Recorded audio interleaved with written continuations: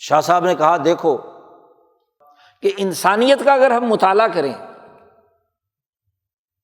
تو انسان میں بنیادی طور پر دو قوتیں ہیں، ایک قوت عاقلہ اور دوسری اہم ترین قوت انسان کے اندر وہ قوت عاملہ ہے۔ احساس، توہم، تخیل اور عقل کے بعد جب تک انسانی وجود کوئی عمل نہیں کرتا تو اس وقت تک دنیا میں کوئی نتیجہ نہیں نکل سکتا۔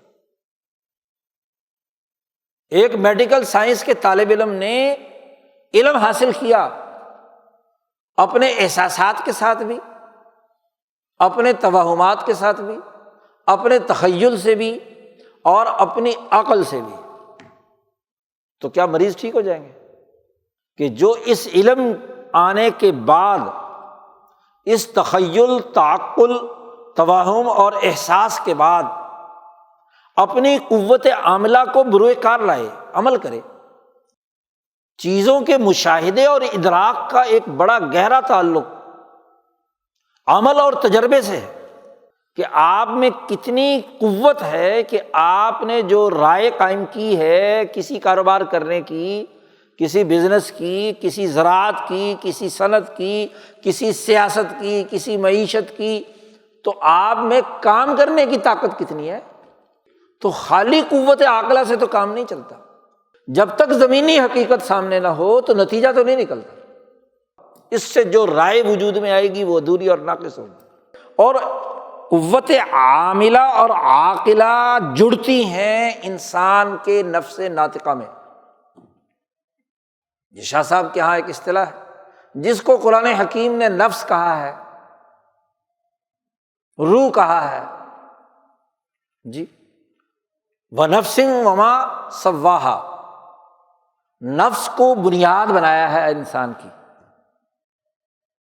وہ جامع روح جس روح میں احساسات بھی ہیں، جس میں توہمات بھی ہیں، جس میں تخیلات بھی ہیں، جس میں تعقلات بھی ہیں اور تعاملات بھی ہیں۔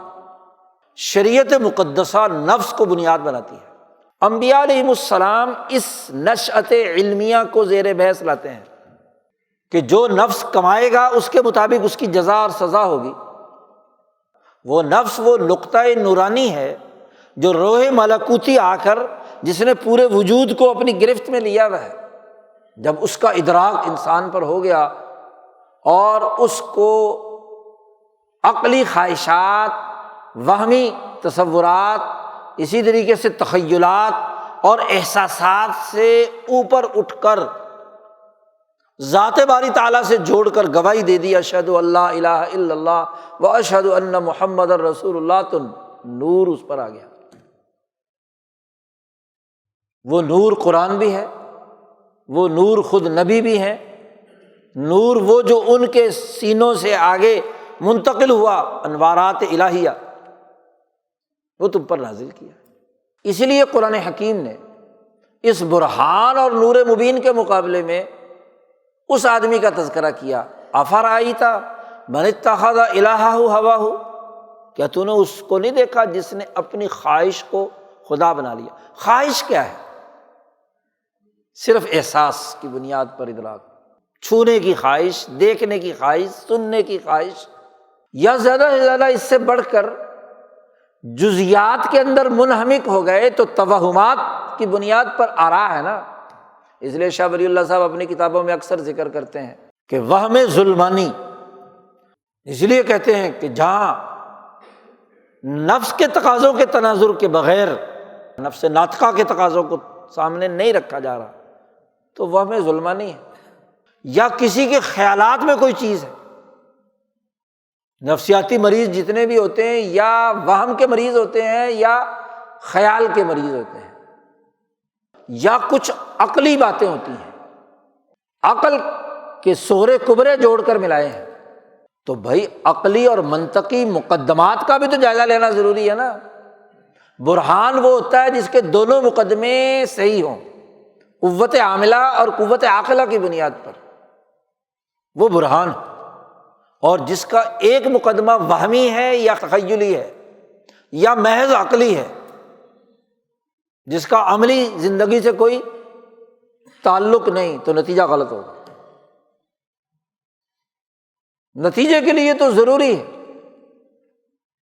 کہ جو آپ نتائج تک پہنچ رہے ہیں اس کے مقدمات درست ہوں، اور وہ تبھی درست ہوں گے کہ ان کی درستگی پرکھی جائے گی، قوت عمل سے بھی اور قوت نظر سے بھی، حکمت نظریہ سے بھی اور حکمت عملیہ سے بھی۔ اس لیے شاہ ولی اللہ صاحب فرماتے ہیں کہ محض نظریہ یا نظری حکمت اور محض عملی عمل بغیر کسی نظریے کے کام کرتا پھر رہا ہے، دونوں غلط ہیں۔ اور سورۃ فاتحہ میں دونوں کی حقیقت بھی بیان کر دی۔ مولانا سندھی فرماتے ہیں کہ محض نظریہ اور عقل مغضوب علیہم، عمل کچھ نہیں کرتے۔ ضالین وہ ہیں جو عمل تو خوب کر رہے ہیں لیکن کوئی نظریہ نہیں ہے۔ اب اس سے معلوم ہوا کہ انبیاء علیہم السلام رائے بناتے ہیں کہ اس کائنات کے حقائق کے سلسلے میں اپنے نفس ناطقہ کے تقاضوں سے انسان گرد و پیش کا ادراک کر کے رائے بنائے۔